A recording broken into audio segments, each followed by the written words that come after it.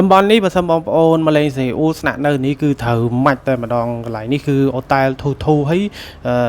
ស្រួលហោរបស់ញ៉ាំហើយទីប្រជុំជនអ៊ូអ24ម៉ោងមានហាងមានផាប់មានកន្លែងសាច់អាំងឆ្ងាញ់តម្លៃអត់សូវថ្លៃខ្លាំងហើយងាយស្រួលធ្វើដំណើរទៅណាមកណាមានស្ថានីយ៍ទេសភ្លើងមានអីនៅក្បែរនឹងចំណតឡានក្រុងចំណតអីនិយាយទៅការធ្វើដំណើរការដើរលេងរបស់ខ្ញុំនៅពេលដែលខ្ញុំជ្រើសរើសសណ្ឋាគារស្នាក់នៅខ្ញុំមើលកន្លែងណាដែលប្រជុំជនហើយងាយស្រួលនៅក្បែរចំណតទេសភ្លើងចំណត MRT អី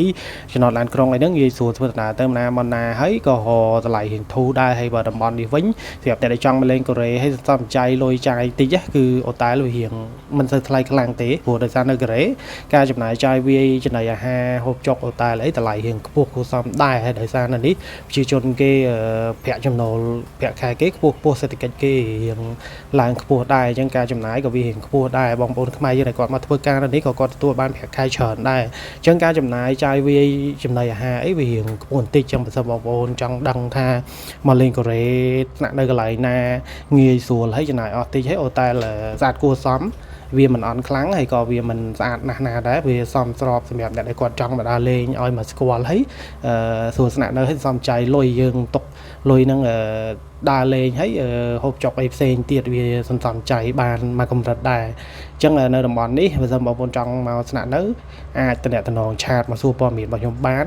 តាម page Facebook បងប្អូនដែលមានចម្ងល់ផ្សេងៗតាក់ទងទៅនឹងការធ្វើដំណើរកម្សាន្តការស្នើសុំទិដ្ឋាការជុំវិញពិភពលោកការឆែកមើលតម្លៃសម្បត្តិយន្តហោះឡានក្រុងរថភ្លើងសម្បត្តិទូកកាណូតឬការឆែកតម្លៃសន្តាគារគ្រប់ទិសដៅជុំវិញពិភពលោកបងប្អូនអាចឆាតចូលមកកាន់ page Facebook របស់ខ្ញុំបានហើយសម្រាប់បងប្អូនដែលទស្សនានៅលើ Channel YouTube សូមចុច Subscribe បន្ទាប់មកចុចនៅលើរូបកណ្ដឹង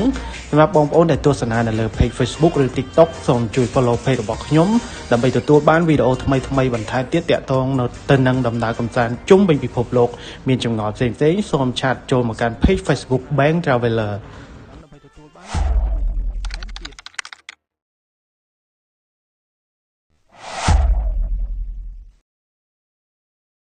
នេះគឺជាដំណើរកម្សាន្តរបស់ខ្ញុំមកកាន់ប្រទេសកូរ៉េទីក្រុងសេអ៊ូលដែលខ្ញុំស្នាក់នៅពីយប់នៅទីក្រុងសេអ៊ូលនេះមុននឹងបន្តដំណើរទៅលេងទីក្រុងបូសានហើយកន្លែងដែលខ្ញុំស្នាក់នៅនេះគឺងាយស្រួលរកចំណីអាហារញ៉ាំឆ្ងាញ់ហើយតម្លៃអត់ទៅខ្ពស់ខ្លាំងទេហើយនិយាយពីហាងសាច់អាំងគេវិញគឺអ្នករកតុកអីដូចតារា K-pop អញ្ចឹងនៅនេះថាអ្នកបើកឡានក្រុងអីក៏មើលទៅមុខដូចតារា K-pop ដែរអញ្ចឹងអ្នក fan កូរ៉េ fan K-pop អីហ្នឹងអាចមកលេងសាកល្បងបានហើយមើលវីដេអូនេះហើយបងប្អូននឹងដឹងពីរបៀបមកដើរលេងប្រទេសកូរ៉េដោយបងប្អូនធ្វើដំណើរងាយចំណាយអស់តិចសន្សំចៃបែបយើងដើរលេងបែបអ្នកមានបាច់ចិត្តទៀបអញ្ចឹងបើសិនបងប្អូនចង់ដឹងពីរបៀបស្នើសុំវីសាកូរ៉េដែលឲ្យបងប្អូនចំណាយលុយអស់តិចជាងឲ្យអ្នកងារទេសចរហត់ការឲ្យហ្មងឬមួយក៏ចង់ដឹងថាជ្រើសរើសជើងយន្តហោះយើងត្រូវហោះចូលទៅណាចេញពីខាងណាហើយជ្រើសរើសជើងមួយណាដែលវាឲ្យបងប្អូនជ្រើសរើសជើងត្រឹមត្រូវហើយរដូវកាលណាដែលយើងចំណាយលុយអស់ធូរមិនសូវជាថ្លៃខ្លាំងសម្រាប់ការធ្វើដំណើរមកកាន់ប្រទេសកូរ៉េ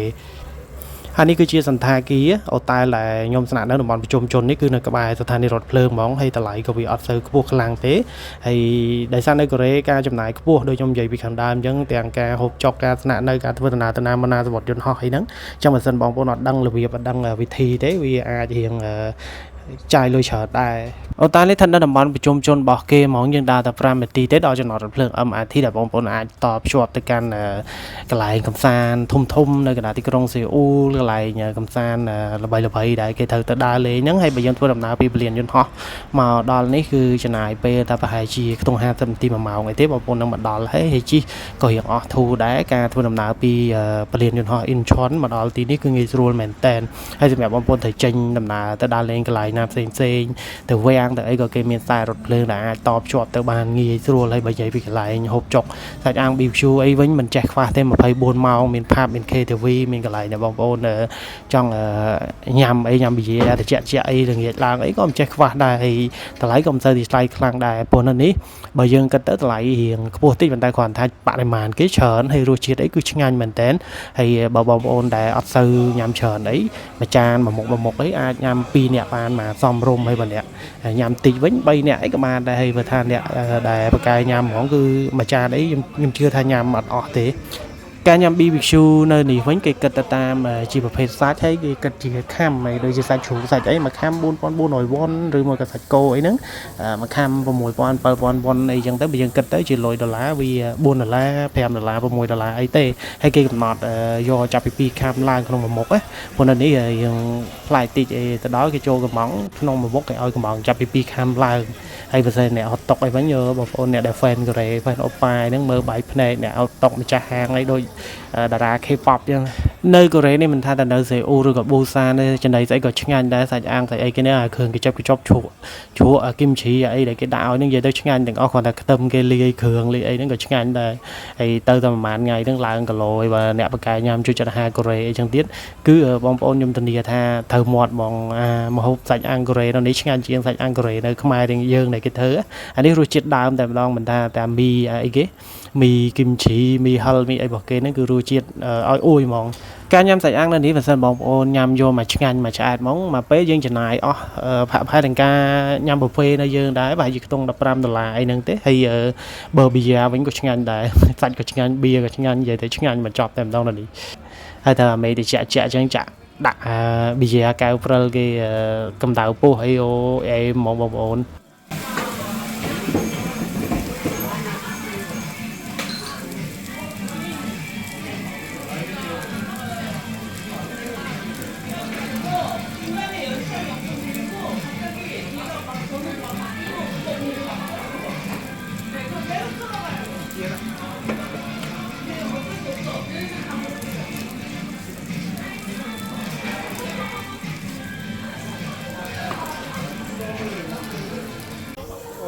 ជាតិសាហាវបងប្អូននេះ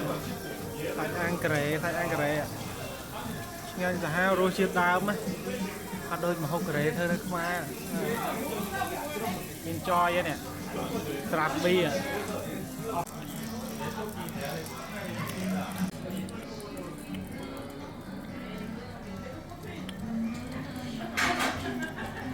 មកផើស្អីក៏ឆ្ងាញ់អញ្ចឹងលោកអើយពីយ៉ាក៏ឆ្ងាញ់សាច់ក៏ឆ្ងាញ់ជ្រក់ឆ្ងាញ់ដាក់ខ្ទឹមដាក់គ្រឿងក៏ឆ្ងាញ់ទេនេះបាទលេងតុបមីឯងមិនបាច់នៅក្នុងហាងគេការកំងគេប្រើម៉ាស៊ីនគេប្រើអីដូចនៅខាងជប៉ុនដូចតែអីដែរទេចឹងអ្នកធ្លាប់ទៅជប៉ុនអីមកកូរ៉េក៏មិនពិបាកអីដែរហើយកំងអីត្រូវការអីក្នុងហ្នឹងគឺគេមានតម្លៃមានអីដាក់នៅក្នុងហ្នឹងហើយពេលដែលយើងចុចកំងទៅគេលោតទៅខាងអ្នកដែលរៀបចំអីហ្នឹងគឺគេបញ្ជូនយកមកឲ្យយើងអាំងញ៉ាំអាំងអីហ្នឹងហើយញ៉ាំអីគឺហៅគេគិតលុយគិតអីចឹងទៅហើយបើម្ចាស់ហាងអ្នកហត់តុកអីនៅនេះវិញសាច់ដុំសិច26កង់អូប៉ា fan កូរ៉េអីមកអត់ខុសមកកន្លែងនេះកន្លែងនេះនៅក្បែរអូតែដែលខ្ញុំគេងស្នាក់នៅដើរតា200-300ម៉ែត្រអីទេមកដល់ហ្មងគឺនិយាយទៅនៅក្បែរអូតែដែលខ្ញុំគេងហ្នឹងគឺអត់ចេះខ្វះទេចំណីញ៉ាំហើយឆ្ងាញ់ហើយរៀងធូរទៀតមិនសូវថ្លៃខ្លាំងទេហើយកំងញ៉ាំមកឆ្អែតបបោវិញតុកវិញមានតាំងពីយ៉ាមានតាំងពីសាច់មានតាំងមីមានតាំងពីអីហ្នឹងអស់$25ពីរនាក់បើយើងគិតទៅអស់ពី10រៀលកន្លះក្នុងម្នាក់ប៊ូហ្វេវាចង់ធូរជាងនៅយើងទៀតហើយបើរសជាតិវិញមិនបាច់ទេគឺកុំប្រៀបជាមួយសាច់អាំងកូរ៉េនៅខ្មែរយើងនៅនេះគឺគេសាច់អាំងរសជាតិដើមរបស់គេហ្មងតាំងពីទឹកជ្រលក់ឈីសម៉ាយ៉ូណេសហើយគេក៏ឆ្ងាញ់ដែរគ្រាន់តែខ្ទឹមលាយគ្រឿងលាយអីរបស់គីមជីគេហ្នឹងក៏ឆ្ងាញ់ដែរអញ្ចឹងបើសិនបើបងប្អូនចង់ទៅដើរលេងណា